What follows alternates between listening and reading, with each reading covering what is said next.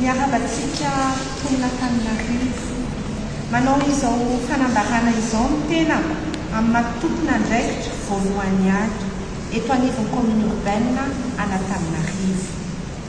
Raha nandray ity toerana ity ny tenako dia tanjoko ary mbola ijoroako androany ary efa 10 taona lasa ny ameny tsara indrindra afaty amiko mba anadio andamina ary hitondra tsara indrindra mba hisitsy antraika ny vantana amponina Antananarivo ny asa rehetra izay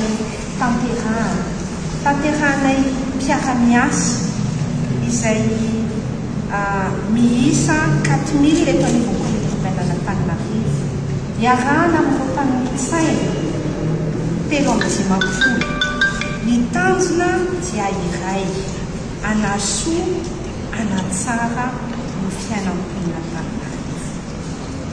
Reny aho ia foana ny mponina Antananarivo ny tenako ary ny mponina Antananarivo tsy akanavaka.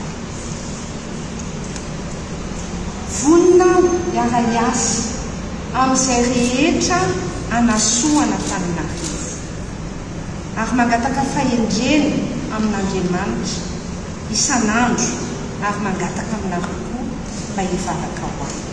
Dia misaotra anareo ny enoa. Vous êtes qu'à Gassar, faut-il nous mettre en net? Alors, maintenant, il faut se mettre. Il faut m'en dire, comme d'habitude, sur le match. Nathalie, c'est fait qualité.